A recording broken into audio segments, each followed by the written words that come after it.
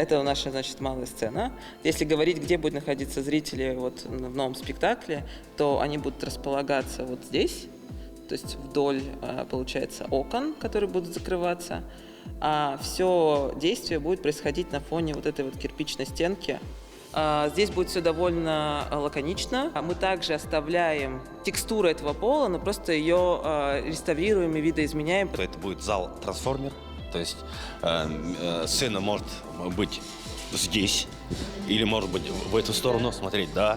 А возможно, захочет какой-нибудь режиссер использовать вот эти окна красивые, да, вид, да.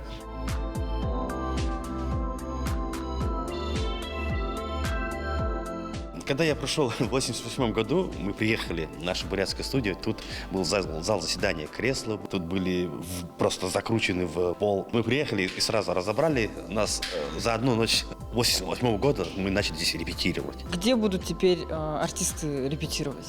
У нас есть второй репетиционный зал, да, маленький зал. И, конечно же, когда не будет здесь спектакля, будут тут и репетировать. В идеале мы думаем, что эти сиденья должны быть как бы друг друга, как бы уходить в друг друга. Мы открываем эту площадку спектаклем под названием «В поисках радости» драматурга Розова. Это такая советская пьеса, и поэтому хотим использовать мебель, элементы декорации не только на полу, но и повесить на стены, на потолок, и потом, возможно, с ними будет происходить, но не буду спойлерить, какие-то интересные трансформации. Здесь стол, стулья сверху, да, стоят?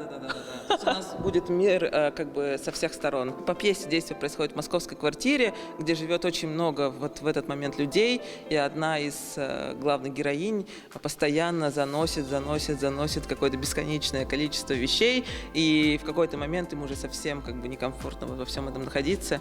Главный художник также прорабатывает образы и костюмы героев, делает вот такие зарисовки, и, как мы говорим, телевизионщики, видно все крупным планом.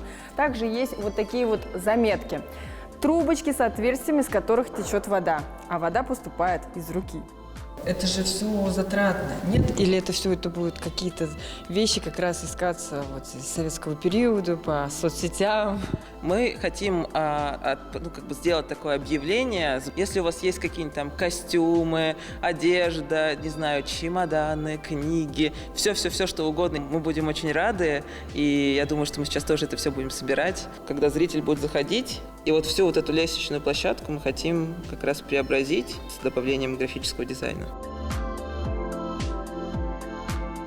Открытие малой сцены планируют уже в начале апреля. За афишей следите на сайте театра. Сегодня здесь были Саюна Бухаева, Александр Тайбинов, телекомпания «Аригус».